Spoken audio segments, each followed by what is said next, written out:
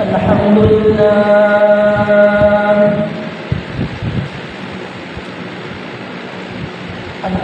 لله نحمده ونستعينه ونستغفره ونؤمن به ونتوكل عليه ونعوذ بالله من شرور أنفسنا ومن سيئات أعمالنا من يهده الله فلا مضل له ومن يضلل فلا هادي له ونشهد أن لا إله إلا الله وحده لا شريك له ونشهد أن سيدنا وسندنا وحبيبنا وشفيعنا ومولانا محمدا عبده ورسوله صلى الله تبارك وتعالى عليه وعلى آله وأصحابه وبارك وسلم تسليما كثيرا أما بعد فأعوذ بالله من الشيطان الرجيم بسم الله الرحمن الرحيم فإن آمنوا بمثل ما آمنتم به فقد اهتدوا وإن تولوا فإنما هم في شقاق قال النبي صلى الله عليه وسلم الله في أصحابي لا تتخذوهم غرضا بعدي فمن أحبهم فبحبي أحبهم ومن أبغضهم فببغضي أبغضهم ومن آذاهم فقد آذاني ومن آذاني فقد آذى الله عز وجل ومن آذى الله يوشك أن يأخذه أو كما قال عليه الصلاة والسلام صدق الله العظيم وصدق رسوله النبي الكريم ونحن على ذلك لمن الشاهدين والشاكرين الحمد لله رب العالمين सवाब के नीचे से बावाज़ बुलंद दुरूद पाक पढ़ा اللهم صل على محمد وعلى آل محمد كما صليت على إبراهيم وعلى آل إبراهيم إنك حميد مجيد اللهم بارك على محمد وعلى آل محمد كما باركت على إبراهيم وعلى آل إبراهيم إنك حميد مجيد मेरे मोहतरम बुजुर्गों और दोस्तों और भाइयों, आप हजरात के सामने मैंने कुरान करीम में से कुछ हिस्से की तिलावत की है और ज़ख़ीरा अहादीस में से आप सल्लल्लाहु अलैहि वसल्लम के एक मुबारक फरमान की तिलावत की है। तो इस आयत और आप सल्लल्लाहु अलैहि वसल्लम के फरमान का सहारा लेकर आज के इस मुख्तसर खुतबा के अंदर आप सल्लल्लाहु अलैहि वसल्लम के सहाबा की शान में कुछ बातें करनी है। तो आए रब करीम से कि अल्लाह तबारक व तआला हक सच कहने की तौफीक अता फरमाए,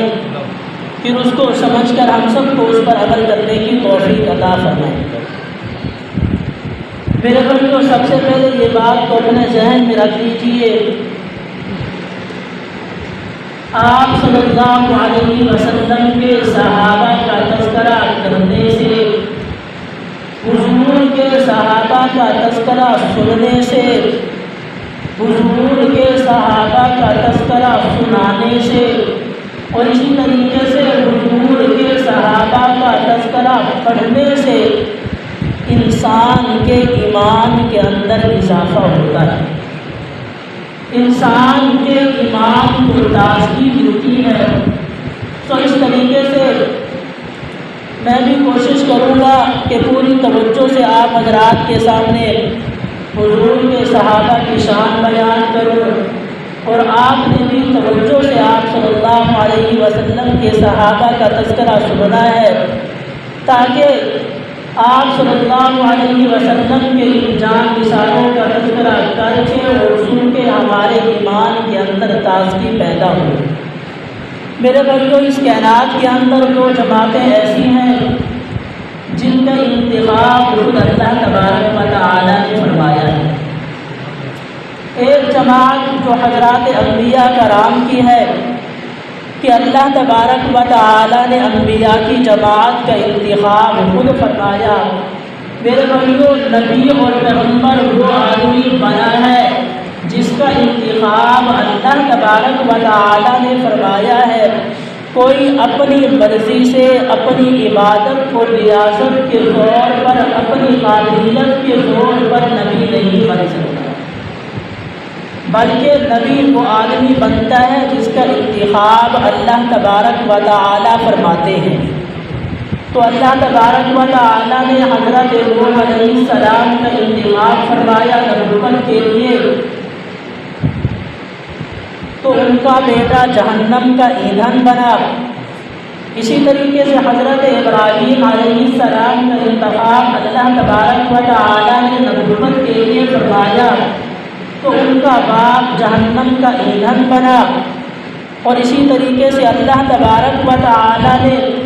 میرے اور آپ کے آخری پیغمبر حضرت جناب محمد مصطفیٰ صلی اللہ علیہ وسلم کا انتخاب نبوت کے لیے فرمایا، تو حضور کا سگا چچا ابو لہب ابو جہل یہ جہنم کا ایندھن بنے۔ تو میرے بھائیوں، حال سے یہ کہ نبوت یہ اللہ پاک کا انتخاب ہے، جس کو اللہ پاک نبی بنانا چاہے وہی نبی بنتا ہے، کوئی بندہ اپنی مرضی سے نبی نہیں بن سکتا۔ تو اللہ تبارک و تعالیٰ نے یہ نبوت کا سلسلہ جناب آدم علیہ السلام سے شروع فرما کر حضرت محمد مصطفیٰ صلی اللہ علیہ وسلم پر ختم فرما دیا۔ تو ہمارا یہ عقیدہ ہے کہ آپ صلی اللہ علیہ وسلم آخری نبی ہیں، قیامت تک آپ صلی اللہ علیہ وسلم کی نبوت چلے گی۔ آپ صلی اللہ علیہ وسلم کے بعد قیامت تک کسی نبی نے نہیں آنا۔ اگر کسی نے حضور کی نبوت کے بعد نبوت کا دعویٰ کیا تو وہ جھوٹا اور غدار ہوگا، جہنمی ہوگا، لعنتی ہوگا، وہ اللہ پاک کا نبی نہیں بن سکتا۔ اسی طریقے سے دوسری جماعت جس کا اللہ تبارک و تعالیٰ نے انتخاب فرمایا وہ صحابہ کرام رضی اللہ تعالی عنہم اجمعین کی جماعت ہے،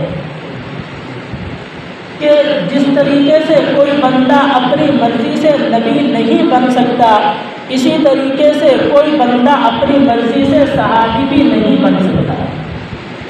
اللہ تبارک و تعالیٰ نے جتنی بھی ارواح پیدا کی تھی تو اللہ تبارک و تعالیٰ نے ان کے دلوں کو دیکھا، تو ان تمام ارواح میں سے جو سب سے زیادہ پاکیزہ دل کے لوگ تھے، اللہ تبارک و تعالیٰ نے ان کو چن کر اپنے محبوب کے یاروں کی صف میں شامل فرما لیا،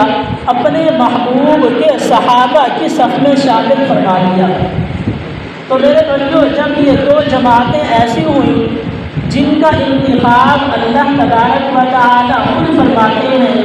تو میرے بھائیوں اللہ تبارک و تعالیٰ نے انبیاء کی جماعت کا انتخاب کر کے اللہ تبارک و تعالیٰ نے انبیاء کو معصوم بنا دیا۔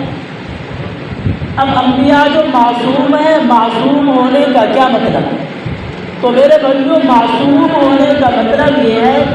کہ انبیاء گناہ کے قریب نہیں جا سکتے اور نہ گناہ ان کے قریب آ سکتا ہے۔ بالکل ان سے گناہ سرزد ہو ہی نہیں سکتا۔ اللہ تبارک و تعالیٰ نے ان کے اندر گناہ کا مادہ رکھا ہی نہیں ہے۔ تو اللہ تبارک و تعالیٰ نے انبیاء کو معصوم بنا دیا کہ نہ انبیاء گناہ کے قریب جائیں گے اور نہ گناہ ان کے قریب آئے گا۔ دوسری جماعت جس کا انتخاب اللہ تبارک و تعالیٰ نے فرمایا وہ حضرات صحابہ کرام رضی اللہ تعالی عنہم اجمعین کی جماعت ہے کہ اللہ پاک نے ان کو محفوظ اور مغفور بنایا ہے۔ محفوظ کا مطلب کہ یہ صحابہ کرام انسان تو ہیں، انسانیت کے ناطے ان کے اندر گناہ کا مادہ تو ہے، لیکن اللہ تبارک و تعالی ان کی حفاظت فرماتے ہیں کہ ان کو اللہ تبارک و تعالی گناہ کے قریب جانے نہیں دیتے۔ جیسے ایک باپ اپنے بیٹے کی انگلی پکڑ کے لے جا رہا ہوتا ہے، بچے کی طبیعت تو ہے شرارت کرنا، وہ شرارت تو کرتا ہے، لیکن جب وہ اپنے باپ کے ساتھ جا رہا ہوتا ہے، اس کے باپ نے اس کے ہاتھ کو اپنے ہاتھ میں پکڑ رکھا ہوتا ہے، تو وہ بچہ اپنے باپ کے ساتھ جاتے ہوئے شرارت نہیں کرتا۔ تو میرے بھائیو، اسی طریقے سے اللہ تبارک و تعالی نے آپ صلی اللہ علیہ وسلم کے صحابہ کو حضور کی صحبت میں بھیج کر جب صحابہ اکرام حضور کی معیت میں آئے، حضور کی مجلس میں بیٹھے، حضور کی نگاہوں کے اندر آئے، تو آپ صلی اللہ علیہ وسلم کی صحبت کا اثر یہ ہوا کہ وہ گناہ سے محفوظ ہو گئے۔ حضور کی صحبت میں آنے کے بعد وہ گناہ کے قریب جا نہیں سکتے۔ اور اللہ تبارک و تعالی نے صحابہ کرام کو مغفور بھی بنایا ہے۔ مغفور کا مطلب یہ ہے کہ اگر صحابہ کرام رضی اللہ تعالی عنہم اجمعین میں سے کسی سے دنیا کی زندگی کے اندر اگر کوئی کمی کوتاہی ہو گئی، کوئی گناہ سرزد ہو گیا، تو اللہ تبارک و تعالی نے ان کو بخشنے کا وعدہ فرمایا ہے کہ اللہ تبارک و تعالی ان کو بخش دیں گے۔ قیامت والے دن اللہ تبارک و تعالی ان سے حساب و کتاب نہیں دیں گے۔ اور میرے بھائیو، آپ صلی اللہ علیہ وسلم کے صحابہ جب آپ صلی اللہ علیہ وسلم کی صحبت کے اندر آئے تو اتنے اونچے درجے کو پہنچ گئے کہ قرآن کریم میں اللہ تبارک و تعالی نے صحابہ کرام رضی اللہ تعالی عنہم اجمعین کی کامیابی کی گواہی دی۔ کہیں اللہ پاک فرماتے ہیں اولئک هم الفائزون، کہ یہ سارے کے سارے کامیاب ہیں۔ اولئک هم المفلحون، اولئک هم الراشدون، اولئک هم المؤمنون حقا۔ اللہ پاک فرماتے ہیں کہ یہ حضور کے جتنے بھی صحابہ ہیں یہ سارے پکے مومن ہیں۔ کہیں اللہ پاک فرماتے ہیں رضی اللہ عنہم ورضوا عنہ، کہ میں دنیا میں بھی ان سے راضی ہوں اور آخرت میں یہ بھی مجھ سے راضی، میں بھی صحابہ سے راضی اور صحابہ بھی مجھ سے راضی۔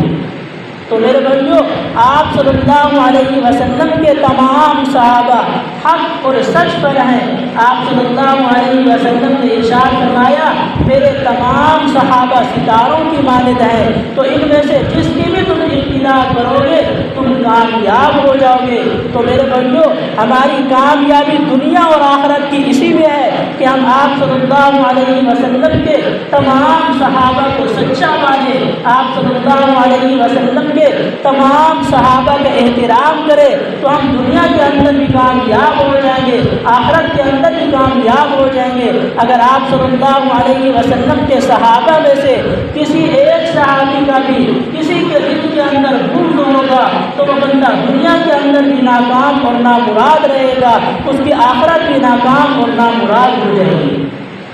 میرے بھائیو، اگر میرا اور آپ کا کوئی دوست ہو اور دوسرا بندہ آ کر ہمارے اس دوست کو ہمارے سامنے برا بھلا کہے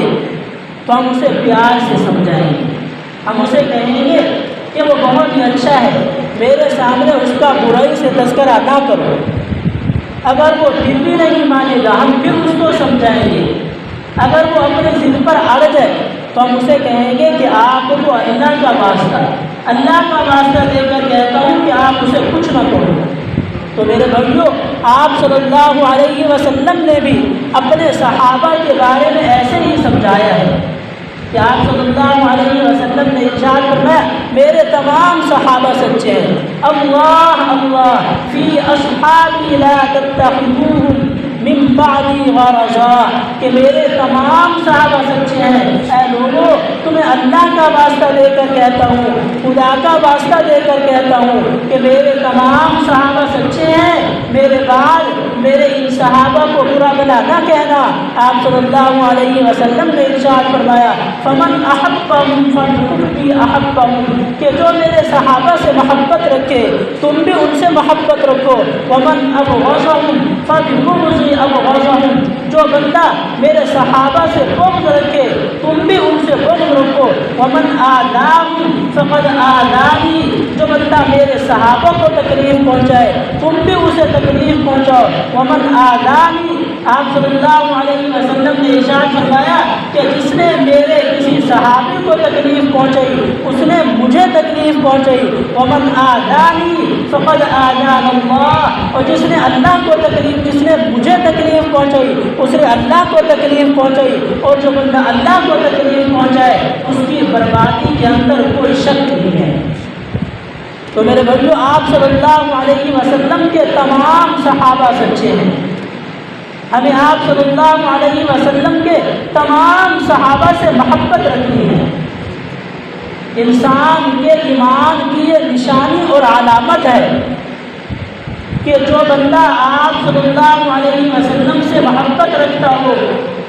حضور کے صحابہ سے محبت رکھتا ہو، اس سے محبت رکھنا یہ ہمارے ایمان کی نشانی ہے، اور جو حضور کے صحابہ سے بغض رکھتا ہو اس سے بغض رکھنا یہ ہمارے ایمان کی نشانی ہے۔ جو بندہ آپ صلی اللہ علیہ وسلم کے صحابہ کے ساتھ دشمنی رکھنے والے سے، حضور کے صحابہ کے ساتھ بغض رکھنے والے سے دوستی کرتا ہے، یارانہ رکھتا ہے، تو میرے بھائیوں اس کو اپنے ایمان کی تجدید کرنی چاہیے، اس کو اپنے ایمان کے اندر مضبوطی لے آنی چاہیے، تو اس کا ایمان کمزور ہے۔ آپ صلی اللہ علیہ وسلم کے صحابہ بہت ہی اونچے معیار کے تھے۔ ایک مرتبہ ایک لڑائی کے اندر حضرت حمزہ رضی اللہ تعالی عنہ جب شہید ہوئے، یہ آپ صلی اللہ علیہ وسلم کے چچا تھے، کافروں نے حضرت حمزہ رضی اللہ تعالی عنہ کی لاش کے غالباً 11 یا 14 ٹکڑے کیے تھے۔ تو حضرت حمزہ رضی اللہ تعالی عنہ کی بہن حضرت صفیہ رضی اللہ تعالی عنہ کو جب پتہ چلا کہ میرے بھائی کو شہید کیا گیا ہے اور اتنی بے دردی کی حالت کے اندر شہید کیا گیا ہے، تو یہ کفن لے کر اپنے بھائی کے پاس آ رہی تھی۔ تو آپ صلی اللہ علیہ وسلم نے حضرت صفیہ رضی اللہ تعالی عنہ کو جب آتے ہوئے دیکھا تو ان کے بیٹے حضرت زبیر رضی اللہ تعالی عنہ سے فرمایا کہ اپنی ماں کو جا کے روک دو کہ وہ ادھر نہ آئے، وہ جب آ کر اپنے بھائی کی لاش کو دیکھے گی کہ اتنی بے دردی کے ساتھ ان کو شہید کیا گیا ہے تو وہ عورت ذات ہے، اس کو برداشت نہیں کر سکے گی۔ میرے بھائیوں، توجہ سے سننا اور دیکھنا کہ حضرت صفیہ رضی اللہ تعالی عنہ کا ایمان کتنا مضبوط ہے کہ حضرت زبیر رضی اللہ تعالی عنہ آگے بڑھے، جب حضرت صفیہ کے قریب ہوئے تو ان کو بلا کر کہا کہ اپنی جان رک جاؤ، آگے نہ آؤ۔ آپ صلی اللہ علیہ وسلم نے منع فرمایا ہے۔ جب انہوں نے یہ بات فرمائی کہ آپ صلی اللہ علیہ وسلم نے منع فرمایا ہے تو حضرت صفیہ رضی اللہ تعالی عنہ کا ایک قدم زمین پر تھا اور دوسرا قدم ہوا کے اندر تھا۔ ایک قدم رکھ کے دوسرا قدم اوپر اٹھایا ہوا تھا، ابھی اس کو زمین پر نہیں رکھا تھا، ان کا دوسرا قدم ہوا پر تھا، وہ وہیں پر ویسے رک گئے، ایک قدم زمین پر اور دوسرا قدم ہوا کے اندر۔ اور حضرت زبیر اپنے بیٹے سے کہنے لگی کہ جاؤ آپ صلی اللہ علیہ وسلم سے پوچھ کر آؤ کہ میرا قدم جو یہ ہوا کے اندر ہے یہ نیچے رکھنے کی اجازت ہے کہ نہیں۔ حضرت زبیر پوچھنے لگے کہ آپ نے ایسے کیوں کیا؟ تو وہ فرمانے لگی کہ جب آپ نے مجھے کہا کہ آپ صلی اللہ علیہ وسلم فرما رہے ہیں رک جاؤ، جب میرے کان میں یہ آواز پڑی تو میرا یہ قدم ہوا کے اندر تھا۔ آپ صلی اللہ علیہ وسلم کا حکم سننے کے بعد اگر حضور کی اجازت کے بغیر میں اپنا یہ قدم زمین پر رکھ دوں تو مجھے یہ ڈر لگتا ہے کہ آپ صلی اللہ علیہ وسلم کہیں ناراض نہ ہو جائے۔ اگر آپ صلی اللہ علیہ وسلم ناراض ہو گئے تو اللہ پاک بھی مجھ سے ناراض ہو جائیں گے۔ اگر اللہ پاک بھی مجھ سے ناراض ہو گئے اور اللہ کا رسول بھی ناراض ہو گیا تو میری دنیا اور آخرت تباہ ہو جائے گی۔ میرے بھائیو، یہ ایک صحابیہ عورت کا ایمان آپ صلی اللہ علیہ وسلم کے ایک فرمان پر کہ جیسے ہی آپ صلی اللہ علیہ وسلم کا فرمان کان میں پڑا وہیں پر رک گئے، قدم ہوا کے اندر تھا تو اس کو زمین پر رکھنا گوارا نہیں فرمایا، بس آپ صلی اللہ علیہ وسلم کو حکم پہنچایا۔ جب حضرت حنظلہ رضی اللہ تعالی عنہ غزوہ احد کے اندر شہید ہوئے تو ان کی جو بیوی تھی وہ اپنی سہیلیوں کے ساتھ دوڑی ہوئی آپ صلی اللہ علیہ وسلم کے سامنے سے گزری۔ میرے بھائیوں، صحابہ کرام کی بھی عجیب شان تھی، عجیب ان کا ایمان تھا آپ صلی اللہ علیہ وسلم کی ذات پر، اور اتنے ایسے حضور کے دیوانے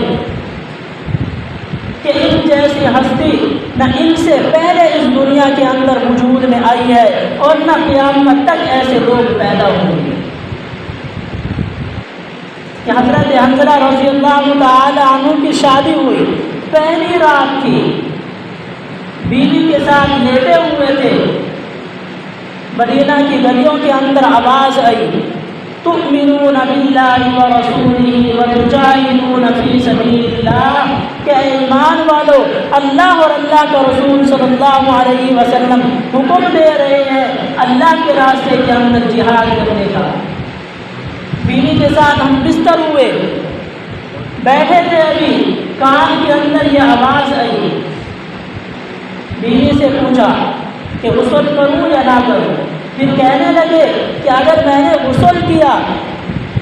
تو دیر ہو جائے گی، اللہ اور اللہ کے رسول صلی اللہ علیہ وسلم کے فرمان کی نافرمانی نہ ہو جائے۔ ایسے ہی اٹھ کر میدان جہاد کے اندر دوڑ پڑے، وہاں پر جامع شہادت نوش فرمایا تو ان کی بیوی اپنی سہیلیوں کے ساتھ عورتوں کے خیمے کے اندر جا رہی تھی۔ اس جہاد کے اندر آپ صلی اللہ علیہ وسلم کے ساتھ ازواج مطہرات میں سے یا حضرت ام سلمہ تھی یا حضرت عائشہ رضی اللہ تعالی عنہا تھی، ان میں سے کوئی ایک تھی، تو دوڑی ان کو دوڑنے بھاگی جا رہی تھی ان کو دوڑنے کے لیے۔ ان کو دوڑ کر ان کے کان میں کہا کہ ابو حنظلہ غسل کی حالت میں تھے، انہوں نے غسل نہیں کیا ہوا تھا، آپ صلی اللہ علیہ وسلم کو اطلاع دے دیجئے کہ آپ صلی اللہ علیہ وسلم ان کو غسل دلوائے، وہ حالت جنابت میں تھے۔ تو آپ صلی اللہ علیہ وسلم کو جب یہ پیغام ملا تو آپ صلی اللہ علیہ وسلم گئے حضرت حنظلہ رضی اللہ تعالی عنہ کے نعش کے پاس۔ پھر آپ صلی اللہ علیہ وسلم نے ایسے اوپر دیکھا، اوپر دیکھتے رہے، پھر آپ صلی اللہ علیہ وسلم مسکرائے، صحابہ کرام سے فرمایا کہ دیکھو حضرت حنظلہ رضی اللہ تعالی عنہ کے سر کے بالوں سے پانی ٹپک رہا ہے۔ تو صحابہ نے دیکھا کہ واقعی پانی ٹپک رہا تھا، تو آپ صلی اللہ علیہ وسلم نے دیکھا کہ میں نے فرشتوں کو دیکھا ہے کہ حضرت حنظلہ رضی اللہ تعالی عنہ کی لاش کو اوپر لے کر گئے، جنت کے برتنوں میں رکھ کر جنت کے پانی سے ان کو غسل دیا ہے۔ میرے بھائیو، ایسے تھے آپ صلی اللہ علیہ وسلم کے صحابہ اور حضور کے دیوانے۔ ایک جنگ کے اندر حضرت جابر رضی اللہ تعالی عنہ شریک تھے اور ان کے والد بھی شریک تھے، اس جنگ کے اندر ان کے والد شہید ہو گئے۔ تو حضرت جابر رضی اللہ تعالی عنہ روتے ہوئے آپ صلی اللہ علیہ وسلم کے پاس آئے۔ حضور نے پوچھا کہ کیا بات ہے؟ فرمانے لگے کہ میرے والد شہید ہو گئے اور ان کی اولاد بہت زیادہ ہے، ہم بہت ہی غریب لوگ ہیں، بڑا بیٹا میں ہوں اور آپ کی ساری ذمہ داری میرے پاس ہے۔ تو آپ صلی اللہ علیہ وسلم نے فرمایا کہ آپ کے والد کی لاش کہاں پڑی ہے؟ انہوں نے فرمایا کہ وہ دھول پر پڑی ہے۔ تو آپ صلی اللہ علیہ وسلم نے دیکھا حضور کی آنکھوں سے آنسو آئے۔ پھر تھوڑی دیر بعد آپ صلی اللہ علیہ وسلم نے آسمان کی طرف دیکھا، پھر حضور مسکرا گئے۔ پھر حضرت جابر سے پوچھا کہ آپ کے والد کی لاش کہاں پڑی ہے؟ تو انہوں نے فرمایا کہ وہ دھول پر پڑی ہے۔ تو آپ صلی اللہ علیہ وسلم نے فرمایا آپ کو تو وہ دھول پر نظر آ رہی ہے اور میں یہ دیکھ رہا ہوں کہ آپ کے والد اللہ تبارک و تعالیٰ کے سامنے بیٹھے ہیں اور اللہ پاک سے ملاقات کر رہے ہیں، اللہ پاک سے باتیں کر رہے ہیں۔ تو حضرت جابر پوچھنے لگے کہ اے اللہ کے پاک پیغمبر صلی اللہ علیہ وسلم، میرے والد اللہ پاک سے کیا باتیں کر رہے ہیں؟ اللہ پاک ان سے کیا باتیں کر رہی ہیں؟ تو آپ صلی اللہ علیہ وسلم نے ارشاد فرمایا کہ اللہ تبارک و تعالیٰ نے آپ کے والد سے پوچھا کہ آپ کی کوئی خواہش ہو تو مجھے بتاؤ۔ حضرت جابر پوچھنے لگے جلدی جلدی پھر میرے والد نے کیا کہا؟ تو آپ صلی اللہ علیہ وسلم نے فرمایا، آپ کے والد نے فرمایا کہ میری خواہش یہ ہے کہ مجھے دنیا کے اندر دوبارہ بھیج دیا جائے۔ تو اللہ تبارک و تعالیٰ نے پوچھا کہ اگر آپ کو دنیا کے اندر دوبارہ بھیج دوں تو پھر آپ کیا کرو گے؟ تو حضرت جابر کے والد فرمانے لگے کہ اللہ پاک میری خواہش یہ ہے کہ مجھے دنیا کے اندر دوبارہ بھیج دو جس طریقے سے آپ کے راستے کے اندر مجھے ابھی شہید کیا گیا ہے۔ میرا دل یہ چاہتا ہے کہ میں دوبارہ دنیا کے اندر بھیجا جاؤں اور دوبارہ ایسے آپ کے راستے کے اندر شہید کر دیا جائے۔ میرے بھائیو، آپ صلی اللہ علیہ وسلم کے صحابہ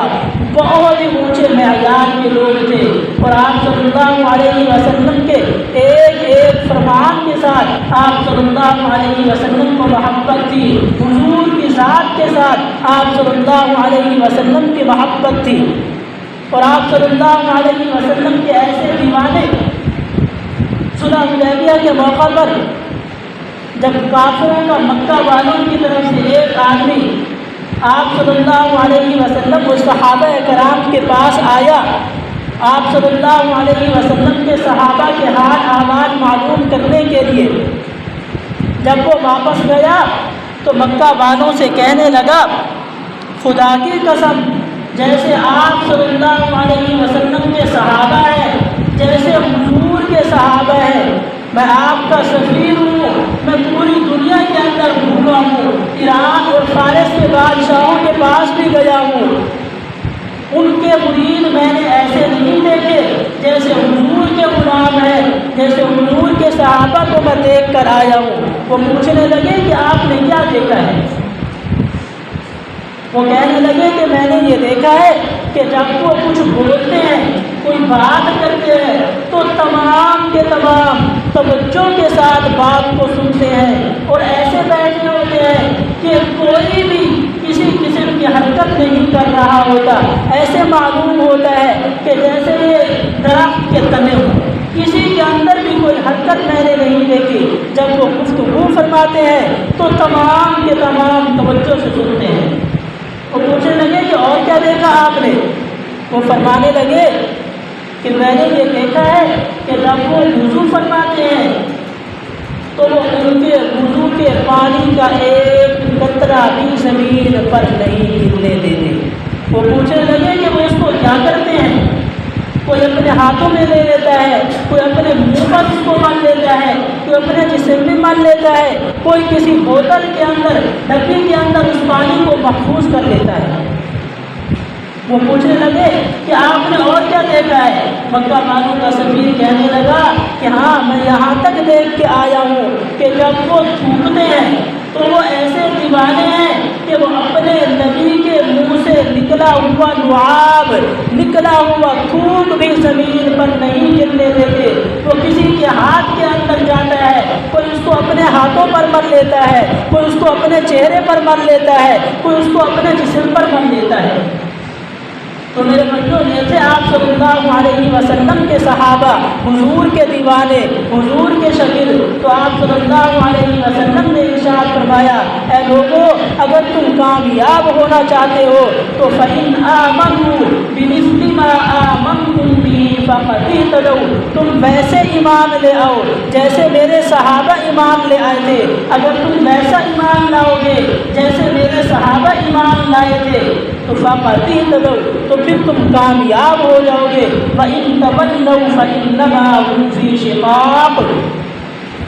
اگر کسی نے میرے صحابہ سے منہ موڑا، روح گردانی کی، تو وہ ہمیشہ ہمیشہ کے لیے رسوا ہو جائے گا، ہمیشہ ہمیشہ کے لیے ناکام ہو جائے گا۔ تو میرے بھائیوں، ہمارے ایمان کی نشانی یہ ہے کہ ہمیں آپ صلی اللہ علیہ وسلم کے تمام صحابہ دل و جان مال ہر چیز سے پیارے ہونے چاہیے۔ اگر ہم آپ صلی اللہ علیہ وسلم کے صحابہ کے ساتھ ایسی عقیدت اور محبت رکھیں گے کہ وہ ہمیں اپنی دل و جان مال دنیا کی ہر چیز سے بڑھ کر ان سے پیار اور محبت ہوگی، تو ہم دنیا کی زندگی کے اندر بھی کامیاب ہو جائیں گے، آخرت کے اندر بھی کامیاب ہو جائیں گے۔ میرے بھائیوں، آپ صلی اللہ علیہ وسلم نے ارشاد فرمایا، اے لوگوں، قیامت والے دن